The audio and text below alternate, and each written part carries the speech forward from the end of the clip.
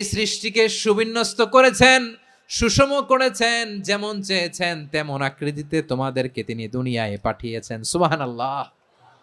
তাহলে এই আকৃতি দান করেন কে?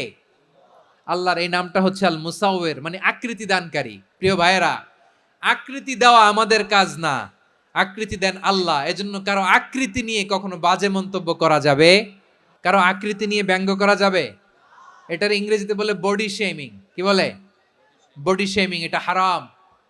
আমার কলিজার টুকরা বারুয়াখালীর নবাবগঞ্জের যুবক ভাইয়েরা, খবরদার, কশ্চিন কালেও আমরা কারো দেহের আকৃতি নিয়ে, বডি শেপ নিয়ে মন্দ কথা, বাজে কমেন্টস করব। কারণ এই আকৃতিটা দিয়েছে কে? আচ্ছা, ও যে শ্যামলা, ওরে শ্যামলা বানালো কে? আর এই লোক যে ফর্সা, এরে ফর্সা বানালো কে? একজন লম্বা, কে বানালো?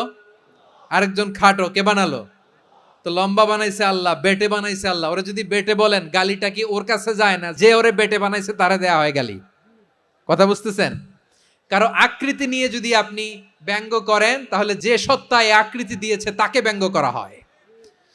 কেউ খাটো হওয়ার জন্য ওরে যদি আপনি খাটু বলেন, ওকে বলেন নাই, যে সত্তা তাকে খাটো বানিয়েছে তাকে বলেছেন আপনি।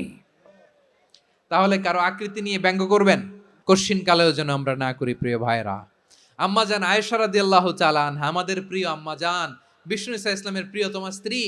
উনি বিষ্ণু ইসা ইসলামের আরেক স্ত্রী, ওনার নাম হচ্ছে সাফিয়া।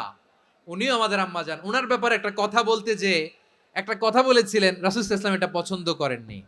উনি বললেন যে আপনার স্ত্রী এমন এমন, সরাসরি বলেন না, ইঙ্গিত দিয়ে। নারীদের মধ্যে মানবিক কারণে জেলাসি একটু থাকে, এটা স্বাভাবিক। এটা থেকে নবীর স্ত্রীরাও মুক্ত ছিলেন না, এটা থাকবে। তো তিনি বলেছিলেন যে আপনার অমুক স্ত্রী কাদা ওয়া কাদা, সফিয়া তো এমন এমন, তা আনি কসিরা, এটা দিয়ে বুঝিয়েছিলেন একটু খাটো, একটু স্থূলাকৃতির, একটু মোটা ছিলেন, উনি খাটো ছিলেন।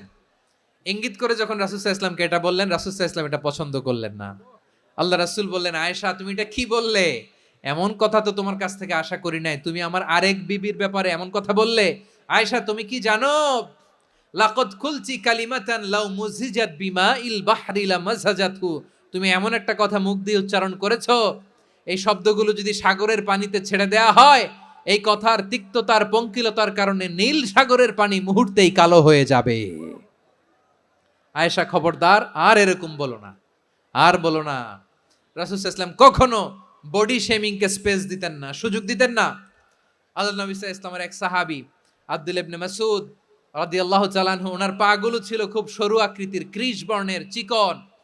উনি আরাক নামে এক গাছের উপরে উঠেছেন, ডাল